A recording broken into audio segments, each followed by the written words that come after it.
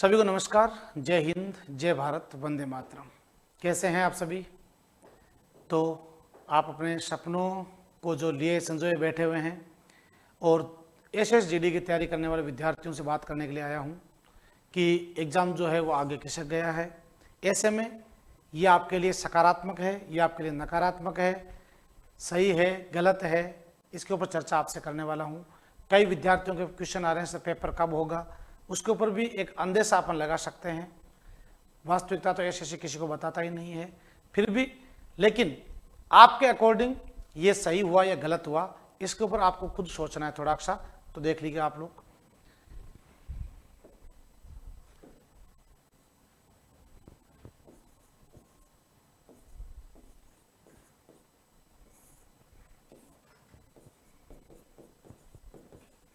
तो आप सभी को ज्ञात होना चाहिए एसएसजीडी का एग्जाम जो है वो होना था 23 फरवरी से। कब से होना था भाई? 23 फरवरी से स्टार्ट होना था, लेकिन किन्हीं कारणों से एग्जाम जो है वो हो गया भाई पोस्टपोन। एग्जाम क्या हो गया? स्थगित,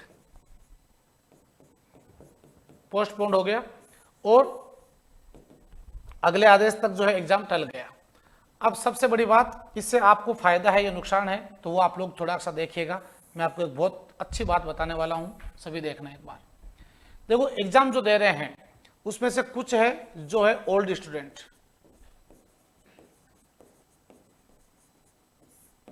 ठीक है, और कुछ है न्यू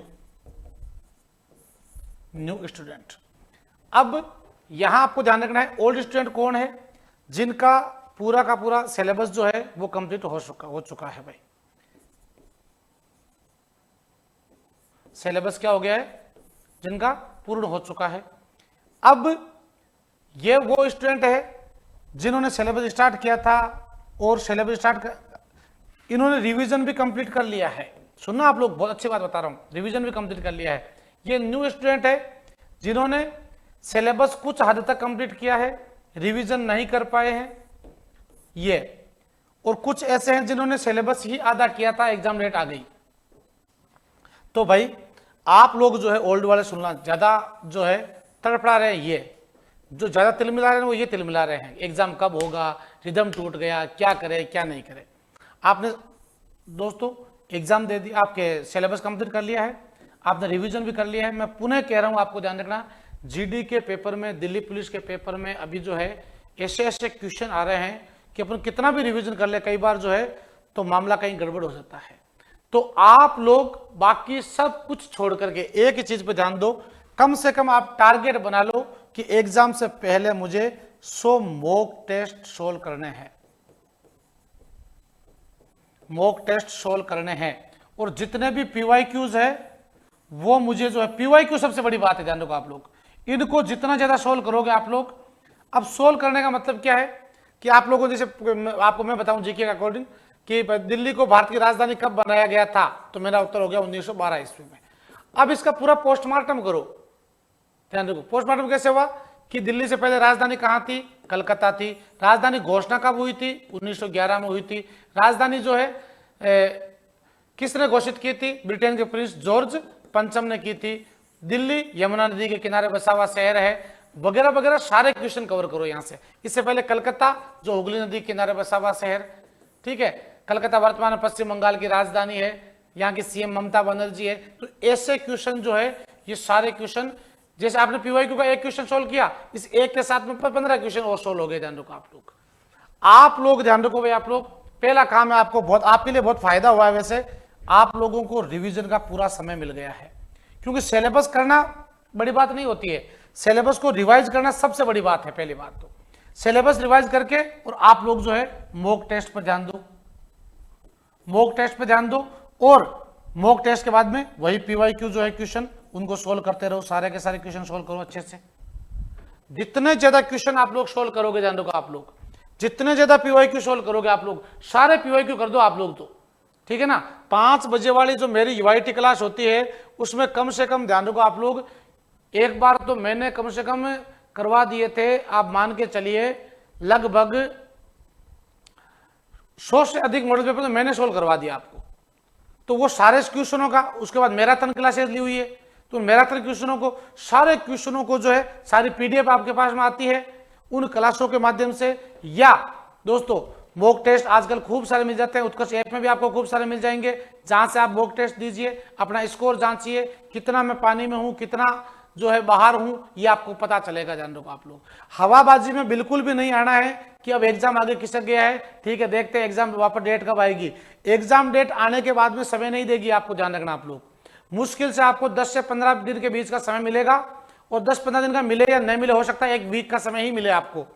इसलिए बिल्कुल भी जो तैयारी कर रहे हैं वो बिल्कुल तैयारी को विराम न दें।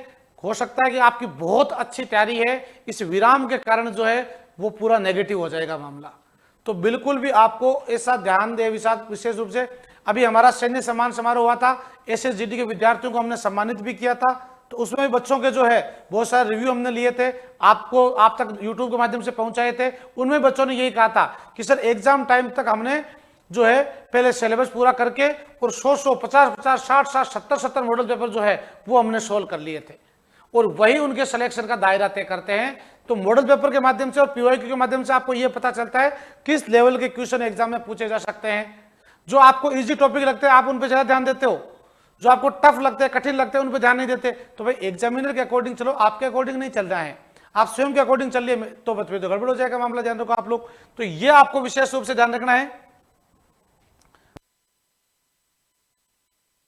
यहां दोस्तों ध्यान रखना है, न्यू स्टूडेंट जिन्होंने अभी तक सिलेबस कंप्लीट नहीं किया है, सुन लेना आप लोग, तो सिलेबस तो आपको कंप्लीट करना ही है, उसके साथ रिवीजन, और रिवीजन के बाद में जितने ज्यादा हो सके मॉक टेस्ट और पीवाईक्यू आपको सोल्व करना है। मॉक टेस्ट और पीवाईक्यू जितना ज्यादा सोल्व करोगे आप लोग देख लो आपके सिलेक्शन के। और दूसरा, जब भी आप मॉक टेस्ट देते हो, सुनना आप लोग इस बात को गौर से, क्योंकि जब भी आप मॉक टेस्ट देते हो तो आप गलती क्या करते हो कि ये तो क्लास टेस्ट ही तो है, मॉक टेस्ट ही तो है, मैं जो इसको क्या करता हूं, नेगेटिव मार्किंग हो रही है तो होने दो।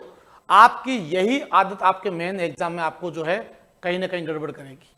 आपको इस बात का संयम रखना है कि नेगेटिव मार्किंग नहीं करूंगा। अगर आप नेगेटिव मार्किंग यहां कर रहे हो, मतलब आप नेगेटिव मार्किंग वहां पर भी करोगे।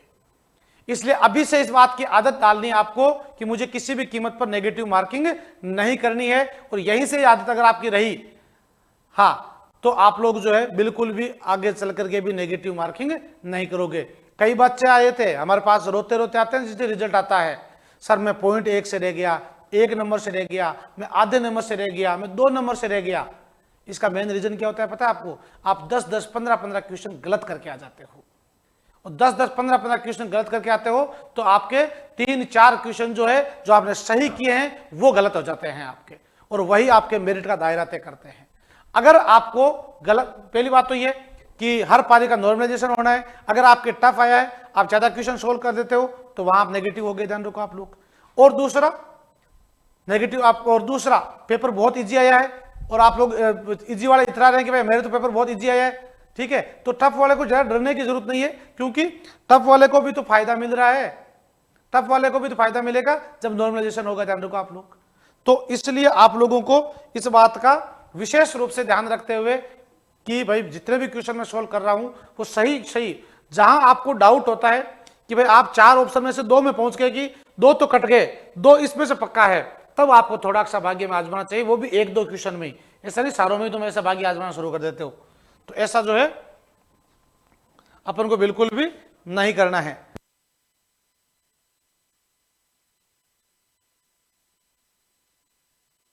तो यहां आपको यह ध्यान रखना है कि जितने ज्यादा क्वेश्चन आप लोग सोल्व कर रहे हो, जितने क्वेश्चन आप लोग लगा रहे हो वो सारे क्वेश्चन नेगेटिव मार्किंग नहीं करनी है। दूसरा आपको विशेष रूप से ध्यान रखना है कि ज्यादा से ज्यादा मॉक टेस्ट सोल्व करने हैं, ज्यादा से ज्यादा आपको जो है आपके जो पीवाईक्यूज है वो सोल्व करने हैं, और अगर सिलेबस कंप्लीट नहीं हुआ है तो सिलेबस को आपको कंप्लीट करना है। इसके अलावा दोस्तों आपके उत्कर्ष में जो है एसएससी फाउंडेशन का एक नया बैच जो है वो भी आपके स्टार्ट हो चुका है। जयपुर जोधपुर क्लासरूम से लाइव फ्रॉम क्लासरूम है, उत्कर्ष ऐप को आज ही इंस्टॉल कर ले में, और एसएससी सीजीएल के भी न्यू बैच जो है वो स्टार्ट हो चुके हैं, जहां जोधपुर और जयपुर पूरी फैकल्टी तैयार है एकदम टंच। और दोस्तों ध्यान रखें, एसएससी सीजीएल का लाइव फ्रॉम स्टूडियो बैच जो है ये भी आपके लिए अवेलेबल है, और दिल्ली पुलिस का और एसएसजीडी का गौरव बैच आपके लिए। रेलवे के लिए दोस्तों सभी वैकेंसी का एक ही महापैक आपके लिए है दोस्तों, और वर्दी का एक माह पे एक अलग से बना दिया है, और एसएससी फाउंडेशन। आप लोग हमारा निःशुल्क बैच भी है इसके अंदर, तो आप उत्कर्ष ऐप को इंस्टॉल करें, निःशुल्क क्लासें लीजिए। आपको कितनी अच्छी क्लासें लगती है, क्वालिटी देखिए क्लासों की, पढ़ाने का सलीका देखिए, तरीका देखिए, उसके बाद जो है आप पेड कोर्स में आइए, ठीक है ना। तो इसके अलावा दोस्तों मास्टर पास आपके लिए सभी जो एग्जाम्स है उसके लिए मास्टर पास है 12 मंथ के लिए और 24 मंथ के लिए, तो आप लोग बढ़िया से इनके साथ में जुड़ सकते हैं। और रेलवे का हमारा एक न्यू चैनल जो है वो भी बना दिया है, ताकि रेलवे की सभी एग्जाम्स की तैयारियां जो है इस यूट्यूब चैनल पर जो है करवाया जाएगा। इसको भी आप लोग सब्सक्राइब कर सकते हैं और बढ़िया तरीके से आगे बढ़ सकते हैं। तो भाई ये आपको मैं पुनः कह रहा हूं, एसएसजीडी का एग्जाम आगे किसका है, तो एग्जाम रद्द नहीं हुआ है, डरने की जरूरत नहीं है बिल्कुल भी। अपनी तैयारी को बिना रुके बिल्कुल भी जो शेड्यूल है उसी शेड्यूल पे आगे बढ़ाते रहना है। और 5 बजे आप लोग मिलते ही है रोज मेरे से, तो रोजाना 5 बजे स्टैटिक जीके, करंट जीके तो कंटिन्यू करते रहो साथ में। हाँ, अभी जितने भी एग्जाम्स हो रहे हैं वो सारों में करंट जीके बहुत अच्छे लेवल का पूछ रहे हैं, स्टैटिक और करंट दोनों, तो सारे के सारे क्वेश्चन अपन सोल्व कर ही रहे हैं। तो इसी जानकारी के साथ आपके लिए उपस्थित हुआ था। और कैसा लगा आपको ये सेशन, आप लोग कमेंट बॉक्स में अपनी राय अवश्य दीजिएगा।